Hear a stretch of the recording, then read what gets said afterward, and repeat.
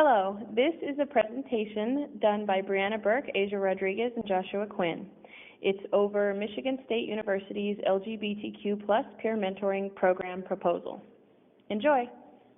Asia, Brianna, and Joshua, Texas State University graduate students in the Student Affairs and Higher Education program, have been tasked with consulting with Alex Lang, Assistant Director of Michigan State University's Lesbian, Bisexual, Gay, and Transgender Resource Center. We will be proposing a plan to develop a peer mentoring program for lesbian, gay, bisexual, transgender, queer questioning, and other individuals marginalized by their sexual, romantic orientations and/or gender identity that are members of the MSU student community. This proposal outlines information related to the development timeline and resources needed to start up the program. Our proposed budget is $500 or less, with optional meal swipes, coffee gift cards, and the potential to access more funding if the program actually proves to be successful, which it will because we've worked on it. And then the office structure is composed of 4 full-time staff, 3 to 4 part-time staff, beginning with 20 mentor-mentee pairs and hoping to build to 50 as the program develops. And programming throughout the year will be sponsored by the LGBT Resource Center and pre-existing events. Since it is a peer program, it will be relying heavily on the support and execution of student participation. The purpose of Michigan State University's Lesbian, Bisexual, Gay, and Transgender Resource Center's peer mentoring program is to provide sources of support, as well as campus and peer connectivity. The mentoring program will also address the needs of students marginalized by their sexual, romantic orientations, and/or gender identity. In order to prepare our program proposal for the peer mentoring program, we benchmarked the following institutions. Some commonalities that we found within these institutions were that they were supported by small staff. They also used the mentee and mentor applications to match mentors and mentees. These programs also worked off of a very small budget, much like the budget that we have proposed in this proposal. In creating the peer mentor program, we have developed 4 learning outcomes. The first is by participating in the LGBTQ plus peer mentor program at MSU, mentors will be able to articulate how their leadership role can support their vocational goals. This one specifically focuses on the experiences of the mentor participants. Learning outcome 2 is by participating in the LGBTQ plus peer mentor program at MSU, mentees will be able to transition into a healthy and successful campus life, which will be measured by incorporating MSU's first-year milestones and providing assessments to program participants. Learning outcome 3 is by participating in the LGBTQ plus peer mentor program at MSU, mentees will be able to develop a better self-awareness of their various LGBTQ plus and intersecting identities in a safe and supportive environment. Both of these focus mainly on the experiences of the mentees participating in the program. The fourth and final learning outcome is by participating in the LGBTQ plus peer mentor program at MSU, participants will be able to identify campus resources. This one focuses on all participants of the peer mentor program. Peer mentoring program proposal for MSU uses the MSU first-year milestones. It does not incorporate all of them, but it incorporates these following ones. For the first semester, defining purpose, managing your learning, getting to know your MSU neighborhood, and for the second semester, evaluate your progress and get involved. These milestones will be incorporated into both our assessment as well as our learning outcomes for the program proposed. For our proposed program, we have also come up with a timeline of events. This will be a 1-year, full academic year mentoring program. Here's how the timeline breaks down. For the end of spring semester, some tasks that need to be done are begin marketing, recruitment, and application process for mentors.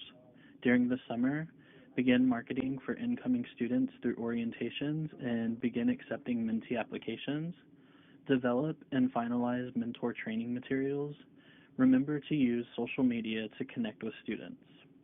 In the fall, emphasize peer mentoring program at LGBTQ plus welcome program. Close mentor and mentee application process. Train mentors. Match mentees with mentors. Establish calendar of meetings and events, as well as facilitate the growth of the mentor-mentee relationship. Schedule face-to-face meetings with mentors that will occur monthly. Schedule group mentor meetings that will occur monthly for discussion and additional training. Regularly monitor the submission of mentor-mentee face-to-face meeting assessments. Develop and coordinate mentor-mentee programs or events. Conduct end-of-semester assessment for both mentors and mentees. In the fall, the applications for both mentors and mentees will also reopen for those students who weren't able to participate during the first semester of the academic school year, but wish to do so in the second academic semester. This will also be useful for any incoming students that come in during the spring term instead of the fall term. In the spring, close mentor and mentee applications, train mentors, match mentees with mentors, a spring kickoff event including a highlight of previous mentor-mentee positive experiences with the program, establish calendar of meetings and events as well as facilitate the growth of the mentor-mentee relationship, schedule face-to-face meetings with mentors that will occur monthly, schedule group mentor meetings that will occur monthly for discussion and additional training, regularly monitor the submission of mentor-mentee face-to-face meeting assessments, develop and coordinate mentor-mentee programs and events, assess and redevelop marketing efforts and strategies, conduct end-of-year assessment for both mentors and mentees. During the summer, compile annual report, outline areas for improvement and modify program to accommodate these changes, determine expansion of program, begin marketing for incoming students through orientations and accepting mentee applications, develop and finalize mentor training materials, and remember to use social media to connect with students. This cycle will be repeated each year.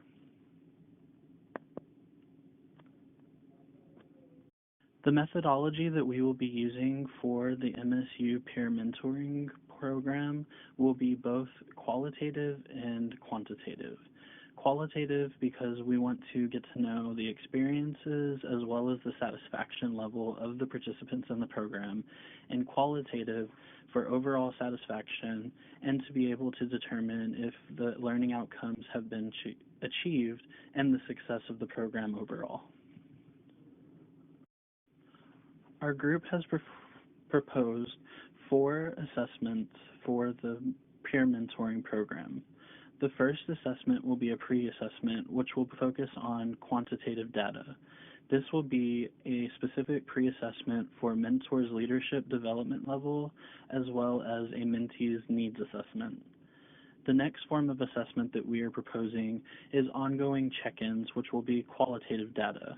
This will come from mentor and mentee level, which will be an online submission that will happen once a month, as well as the MSU staff/mentor level, which will happen in person once a month. The next form of assessment that we are proposing is focus groups, which will be qualitative data as well. These will have 2 separate focus groups, one for mentors and one for mentees in the program. And our final level of assessment that we are proposing is a post-assessment, which will also be quantitative data. This will, again, focus on the mentor leadership development levels as well as the mentee needs assessments to see if they have been met and that learning outcomes have been achieved.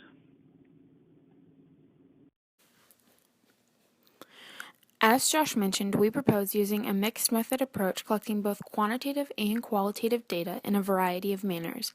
In the first year, we anticipate having 20 mentee and mentor pairs participating in the program.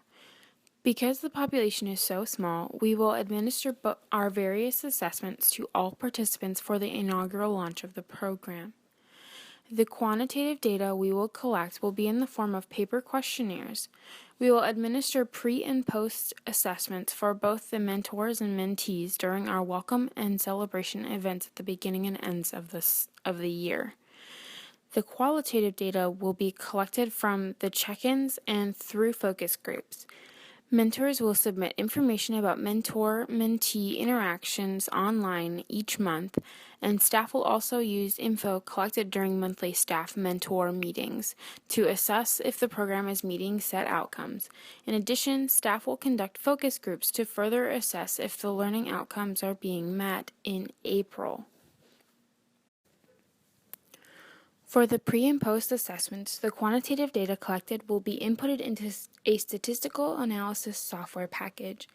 The statistical tests we recommend running for the mentee pre- and post-assessments are chi-squared and correlation.